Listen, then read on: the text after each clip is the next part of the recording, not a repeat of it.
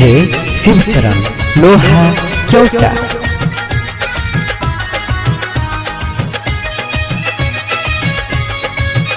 DJ Shivcharan लोहा चौटा। लेके पैगाम चानिया गई रोजदारन में जानिया गई। लेके पैगाम चानिया गई रोजदारन में जानिया गई। साल भर के सवाब चाहिए गरी रोजा रखी रमजान आ गई।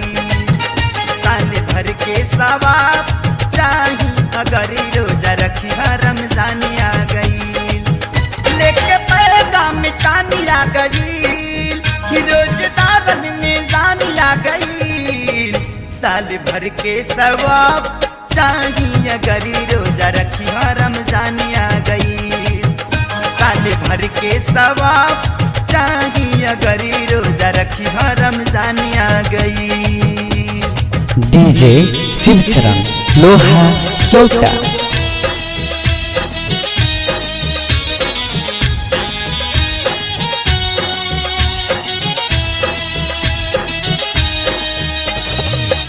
डीजे शिवचरण लोहा चौटा।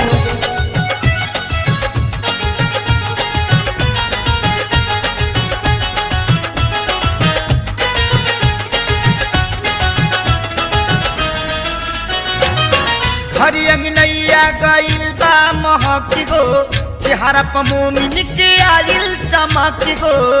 डीजे शिवचरण लोहा चौटा। हरी जला रोजा में बरकत से दामन जुटल नमाजी हो मस्जिद के आंगन। कानी में जब या जानिया गई कानी में जब या जानिया गई। सुन के फौरन ही सब लोग कागल चला रब के फरमानी आ गई। साल भर के सवाब चाहिए गरी रोजा रखी रमजान आ गई। डीजे शिवचरण लोहा चौटा।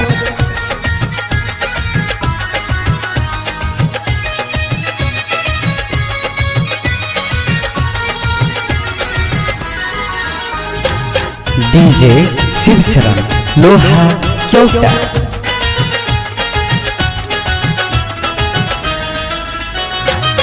राखो हदीसी अपना आखी के सोझा अख मुँह कान होला अंग अंग के रोजा। डीजे शिवचरण लोहा चौटा। बड़ा भागा होई जे भी करी गफलत छोटी छोटी लइका भी करे ले इबादत। दिल में जे करे पुरानी आ गई दिल में जे करे पुरानी आ गई। तो समझ ली हाँ वो करे आगे झुके खुद आसमान आ गई। साल भर के सवाब चाहिए गरी रोजा रखी रमजान आ गई। डीजे शिवचरण लोहा चौटा।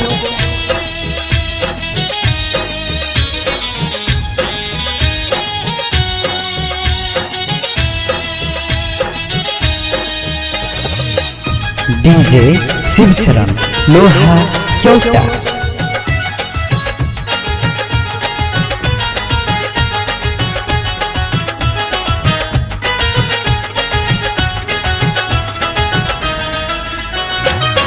होते भिन सहर सिहरी फितारी साझी कई जैने किस अल्लाह के राजी। डीजे शिवचरण लोहा चौटा। सबसे अजीमी बाटे आका के उम्मत खुश हुई है जादी तो मिल जाई जन्नत। जेकर मन में ईमान आ गई जेकर मन में ईमान आ गई ओकर इम्कान में वही गाड़ी ऐसी कंदर उड़ान आ गई। साल भर के सवाब चाहिए गरी रोजा रखी रमजान आ गई। लेके पैगाम चानिया गई रोजदारन में जानिया गई। साल भर के सवाब चाहिए गरी रोजा रखी रमजान आ गई। डीजे शिवचरण लोहा चौटा। गरी रोजा रखी रमजान